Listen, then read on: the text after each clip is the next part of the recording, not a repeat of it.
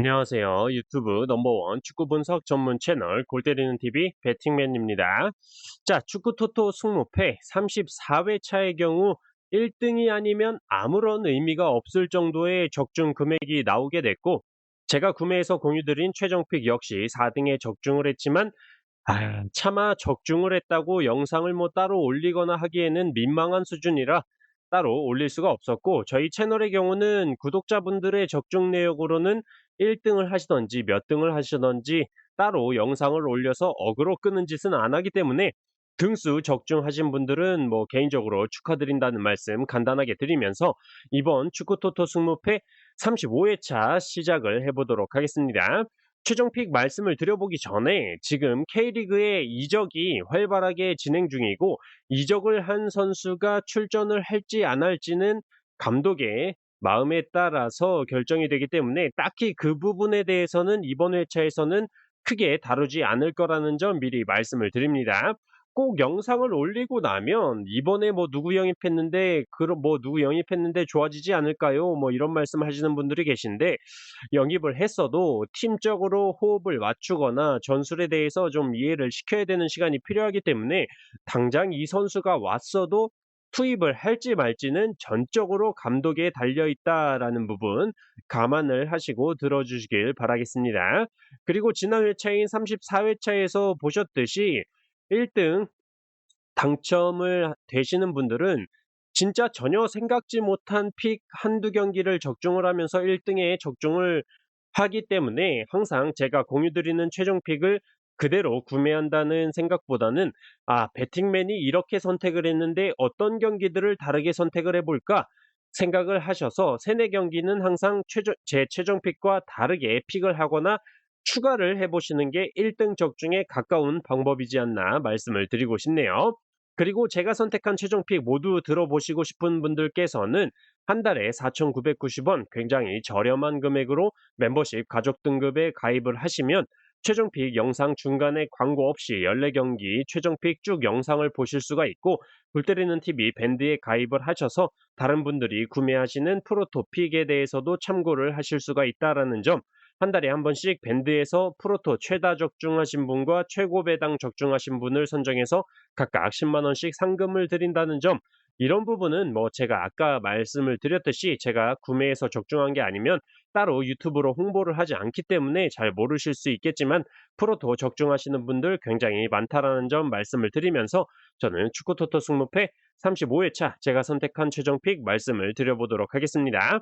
영상 시작 전에 좋아요 눌러주시는 거 잊지 마시고, 아직 구독 안 누르고 보시는 분들 구독 꼭 눌러주시고 좋아요 함께 눌러주시면 감사하겠습니다. 누르셨으면 시작해 보도록 하겠습니다.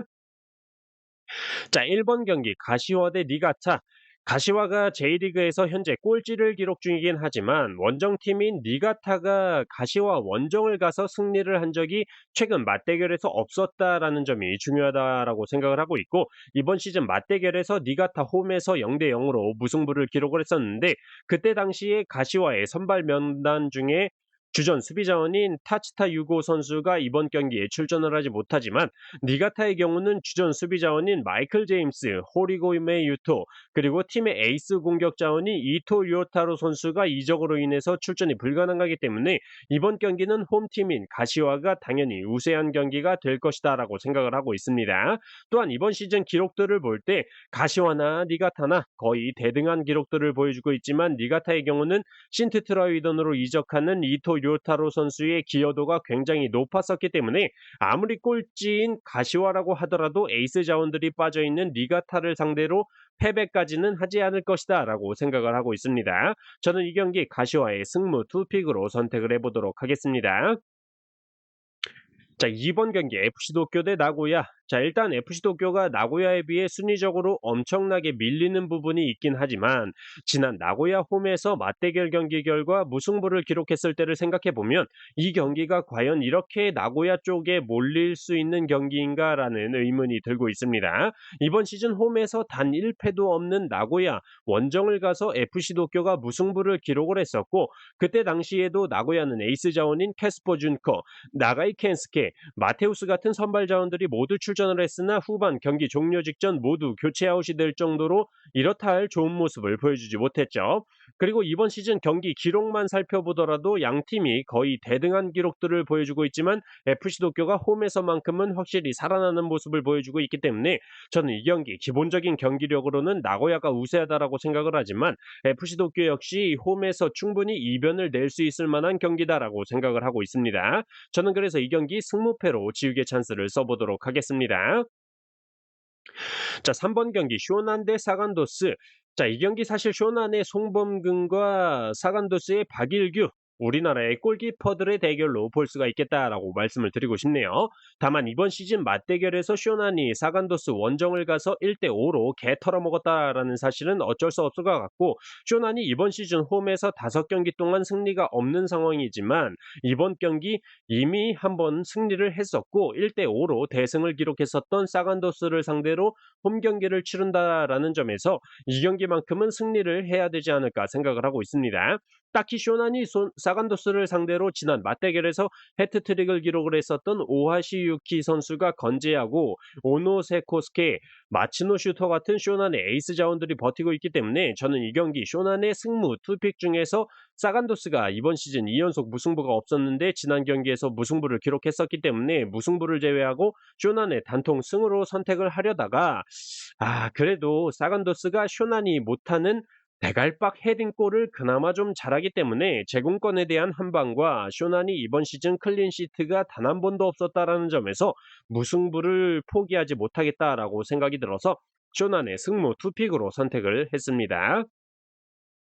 자, 4번 경기 교토상가 대 요코FC. 자, 일단 이 경기는 이번 시즌 맞대결에서 요코FC 홈에서 요코FC가 1대4로 교토상가에 개털렸었고 그때 당시에 그나마 골을 기록했었던 요코FC의 오가와 코키 선수가 컨디션 불량으로 인해서 출전이 불투명한 상황이고 주전 수비 자원인 은두카 선수가 부상으로 출전이 불투명한 상황이죠. 반면에 교토상가의 경우는 맞대결 당시에 골을 기록했었던 파트리치, 키노시타, 야마사키 선수가 모두 출전이 가능하고 이번 시즌 교토상가와 요코FC의 기록만 비교해 보더라도 교토상가가 우세한 기록을 보여주고 있기 때문에 딱히 이 경기에서 요코FC의 승리 이변까지는 생각을 하지 못할 것 같습니다.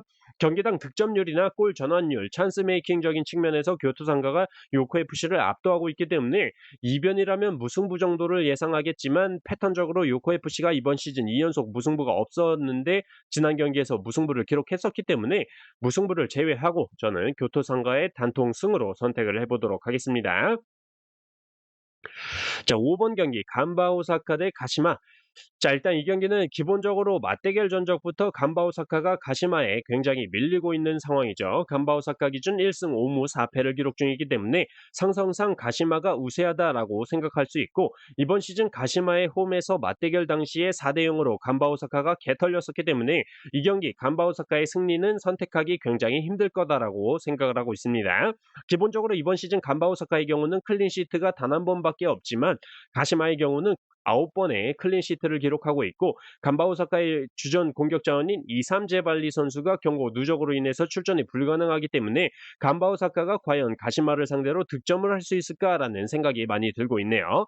또한 간바 오사카가 이번 시즌 최다 연승인 3연승을 기록 중이긴 하지만 FC 도쿄, 후쿠오카, 니카타 같은 중하위권 팀들을 상대로 3연승을 기록했다라는 점에서 저는 간바 오사카의 단통 패로 선택을 해보도록 하겠습니다. 자, 6번 경기 산프이로 대 요코마리.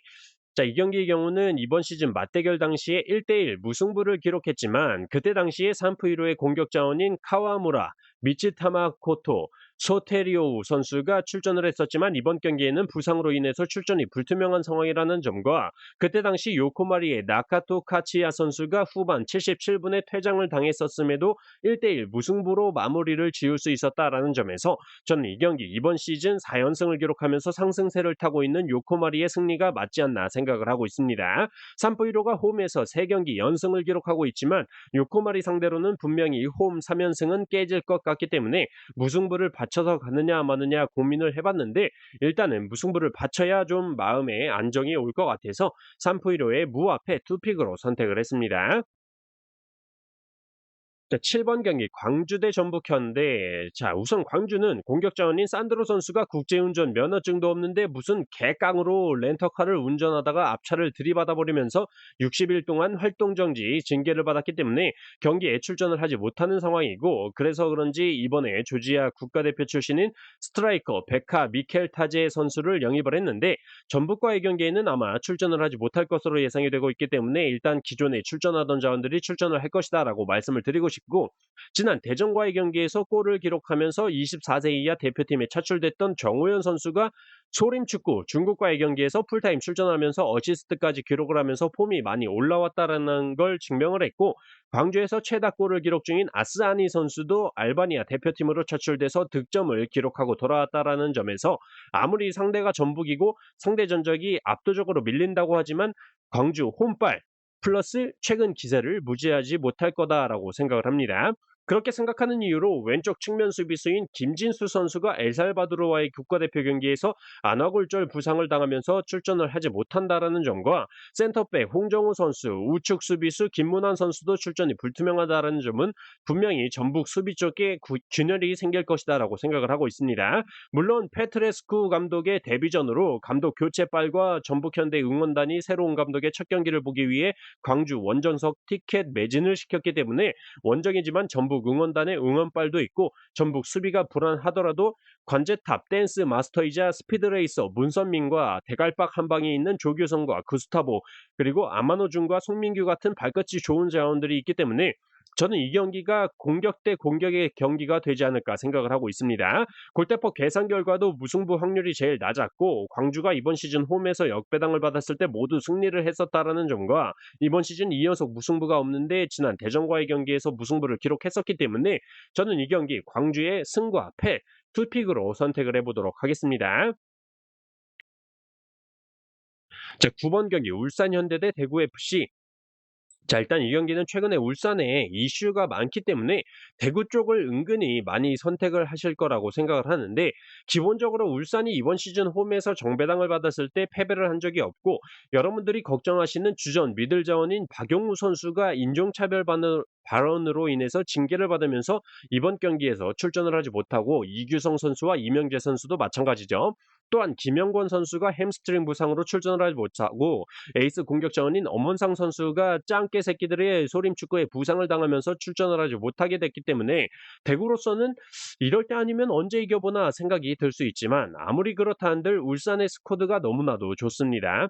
박용우 선수의 자리에 보야니치 선수가 나오면서 루빅손 선수와 스웨덴 콤비를 보여줄 수도 있고, 주민규, 바코, 이청용, 마틴 아담, 최근에는 아타루 선수까지 터져주고 있기 때문에 딱히 이 경기 이변을 보기는 힘들지 않을까 생각을 하고 있습니다.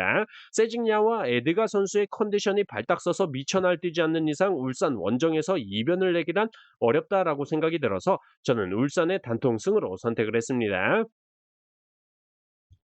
자, 10번 경기 충남 아산 대 안산그리. 자, 일단 제가 굉장히 싫어하는 K리그2 경기죠. 지난번에 충북 청주의 승리, 부천의 무승부 결과를 보고 와, 이건 사람 새끼가 맞출 수 있는 경기가 아니다라고 생각이 들었는데, 어쨌든 이번 회차에 들어왔으니까 분석을 해봤는데, 아무리 생각을 해도 이 경기는 충남 아산의 승리가 아닐까 생각을 하고 있습니다. 일단 지난 맞대결에서 안산 홈에서 1대0으로 충남 아산이 패배를 기록했었는데, 페널티킥만 성공을 했어도 무승부는 할 수 있었던 경기였다라는 점과, 주전 미들 자원인 박세직 선수가 출전을 하지 못했었던 경기였고, 안산그리는 주전 미들 자원인 정용희 선수와 김영남 선수가 풀타임 출전을 했던 경기지만 이번 경기에는 부상으로 인해서 출전이 불투명한 상황이죠.